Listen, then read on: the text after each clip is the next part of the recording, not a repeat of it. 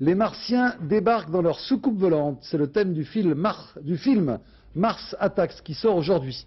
Alors Mars Attacks, c'est un livre et ce sont aussi des fiches, ces petites fiches que j'ai en main et qui ont fait un véritable malheur dans les années 50 aux États-Unis. Alors on s'est tellement arraché ces petites fiches qui déferlent actuellement sur la France maintenant, eh bien qu'on a décidé d'en faire un film. Et Pascal Deschamps et Daniel Lefebvre nous emmènent dans les coulisses de ce film pour voir comment des petits génies de l'informatique ont donné vie aux très méchants martiens. Accrochez-vous.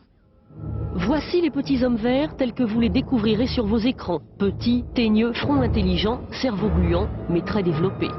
C'est comme ça qu'on les avait imaginés en 1962 dans une série de cartes à collectionner vendues avec un chewing-gum par Tops, un fabricant de bonbons. Des cartes assez vite retirées du marché à la demande des parents. Elles ont été carrément interdites quand j'étais enfant. On les trouvait trop effrayantes. Moi, je suis pas vraiment d'accord. Aujourd'hui, on dirait que c'est gentillet. Mais mettez-vous à notre place, le fait de les interdire nous donnait encore plus envie de les voir.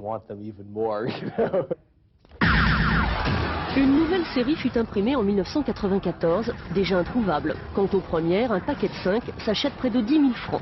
Inutile de dire que la version filmée était très attendue par les fans. Pour concevoir et animer ces martiens, Tim Burton s'est adressé à ILM, la société d'effets spéciaux de George Lucas. Les bidouilleurs de génie d'ILM poussèrent encore plus loin les possibilités de l'image graphique en 3D, déjà utilisée dans Jumanji ou Toy Story. On a un programme informatique spécial depuis quelques mois. On l'a utilisé en tout premier pour Cœur de Dragon. C'est vraiment ce qui va le plus loin aujourd'hui. Ça nous permet de donner une âme à n'importe quel personnage en 3D.